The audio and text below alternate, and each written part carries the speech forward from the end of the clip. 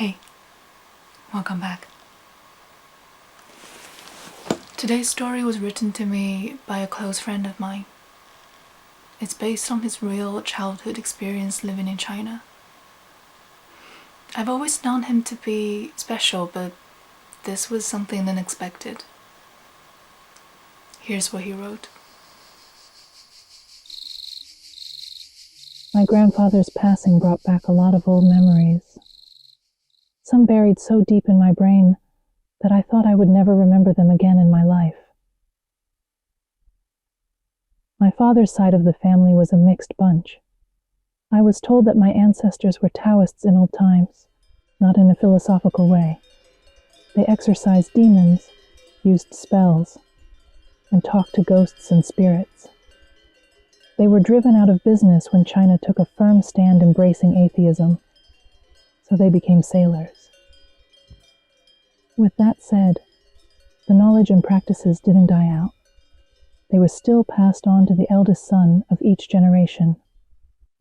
Unfortunately, it stopped with my parents as they refused to believe in any supernatural elements, or so they claimed. Looking back from where I am now, I think partially they just did not want to be involved in any of that. After all, blissful ignorance. Therefore, the last person in our family who possessed the knowledge would be my grandfather. He used to keep an altar in his house and perform rituals on various occasions. I was too little to remember the details. It was rumored that he wanted to pass the mantle to me, as I have the potential, which only led to a huge fight between him and my parents. Thinking about all the weird stuff that I encountered growing up, I kind of wish they didn't push back that hard. Now that he has passed away, I guess I will never have the chance to learn. I had a dream the night before he passed away. In my dream, Grandpa told me that he needed to go meet with his mother now, and asked me to take care of myself. I woke up with a message from my mum saying that Grandpa had passed away. The subsequent phone call was excruciatingly long for both of us. Most of the time, we were just crying. When we were discussing funeral details, I remembered the dream and told my mum about it. She suddenly became quiet. I could hear her breathing through the phone line, and she asked me if I remember what happened when I was 10 years old. Do you remember what happened to you on Shungeng Hills? Mum asked me on the phone.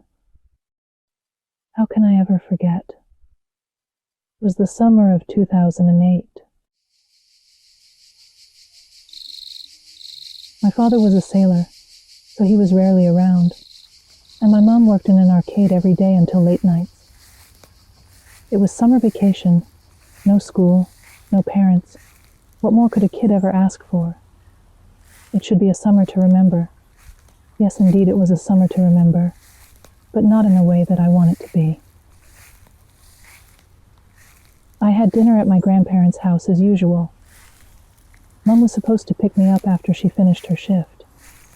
It was around 6 in the afternoon. The sun was about to set. Grandpa and Grandma had turned in, and I was allowed to play in the yard. Out of nowhere, a sudden urge took possession of me. Go climb Shungeng Hills. Shungeng Hills are the 3 hills sitting between my hometown and the neighboring town. They are around 200 meters high. The left one houses our local TV signal towers. The middle one is a famous tourist attraction rumored to be the place where the legendary Emperor Shun used to farm. And the right one was the tricky one. It used to be a quarry but was abandoned after overmining. Then it turned into the local mass grave where people buried their dead. It was in the early 2000s, and the government was pushing cremation and public cemetery, where you had to pay a pretty sum to secure a slot. Many locals either couldn't afford it or did not want to cremate their loved ones, so they would carry the body in the dead of night and bury them old-fashioned way on the hill over to the right. Over time, it became littered with graves. We locals would stay away from the mass grave and stick to the middle one if we felt like climbing. Back to the story, I felt almost compelled to go up the hills. A strange feeling I cannot explain to this day. So I snuck out of the house and got up on the bus and made it to the foot of the hills. People were used to seeing kiddies by themselves, due to the fact that a lot of parents left their children behind with their grandparents to go into big cities for a better wage. So nobody stopped me on my way. As I approached the hills, people were coming down and on their way home as the sun was about to set. Now this was the part where my memory started to get fuzzy. One moment I was at the foot, and the next moment I was up in the mountain. How did I get up there? Surely people would stop a child from climbing up the mountains by themselves when the sun was setting. I could not believe that 10-year-old me somehow evaded all the prying eyes and went up the mountain unnoticed, alone. This was the only part that does not make sense. When I came back to my normal self, I realized that I was not on the middle hill, and I could not see the very obvious TV signal towers. That leads to only one conclusion. Somehow I found my way up to the mass grave hill. Panic started to set in as the sky went dark. Thus began my futile attempts of trying to get out. The last bit of sunset lit the place in an otherworldly yellow, and then the yellow was slowly eaten away by an eerie darkness. Walking became running, became sprinting. The sounds of tiny footsteps falling on the fallen leaves, the creeps on branches. I felt watched from every hidden crook, in the bushes, behind the trees, under the rocks. Every turn I made, there's a pile of dirt on the ground, grave mounds. I was overcome with fear that I struggled to breathe. Tears were running so hard it left my eyes and my face burning. I did not care what direction I was heading. In my mind, I was screaming. I just wanted to get out of this godforsaken place. I thought, in my little head, if I stuck to one direction and kept my head down, I will eventually reach the ground. I should be, right? Except I didn't. A dreadful feeling started to wash over me that I might not be able to get out, that I would be trapped here forever. That feeling of despair was so strong that it temporarily cleared my head and allowed me to think. How could I have been so dumb? I was carrying a mobile phone with me. I pulled it out of my shorts pocket and flipped it open. The pale light on the screen lit up my face and filled me with hope. No signal. I was devastated.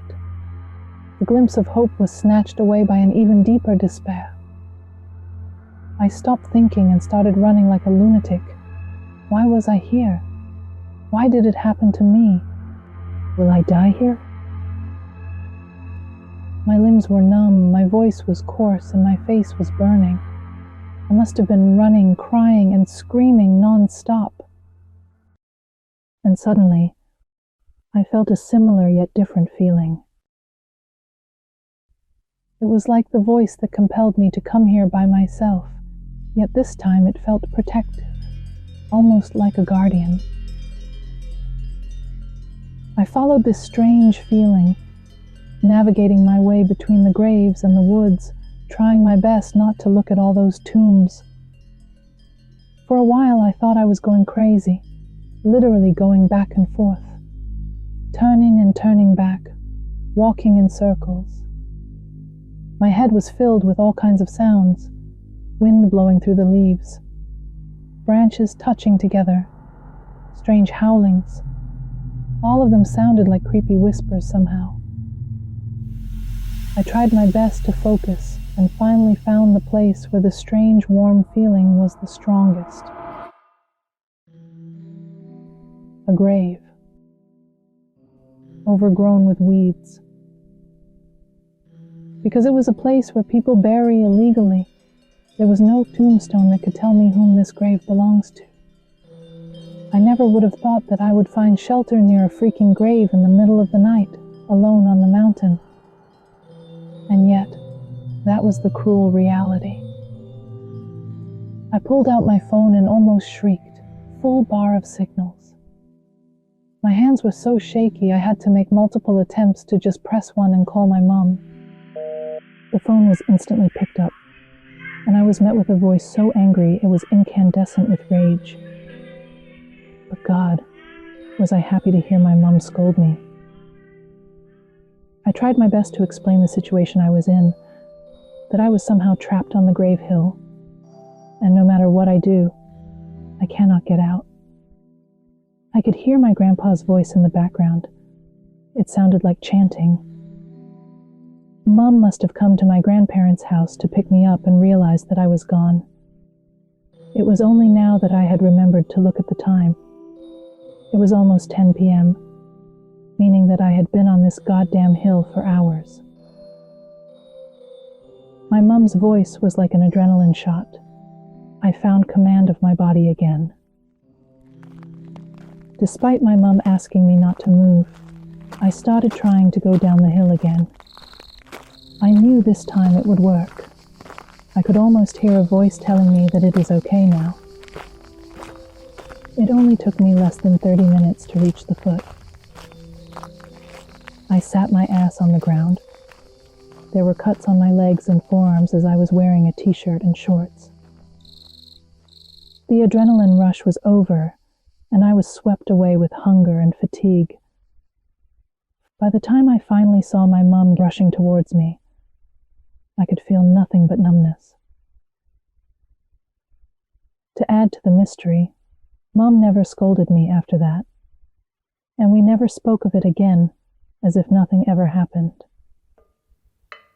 A couple of years later, the government was trying to relocate all the graves to public cemeteries and get rid of the bad rep since it's so close to the tourist attraction.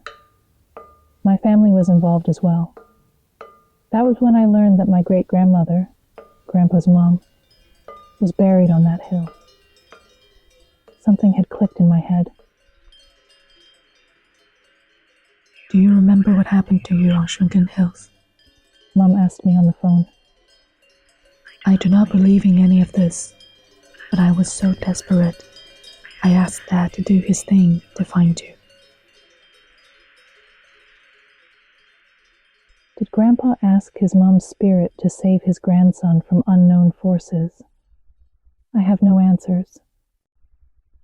Sometimes I wondered what would happen if my parents let my grandpa teach me what he knew, but there's no use in thinking about what-ifs. And the child trapping Grave Hill has been removed by the government, so no more kids would be harmed. Right?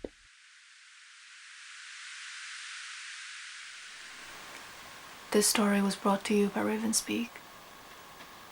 I hope you had a scary bedtime.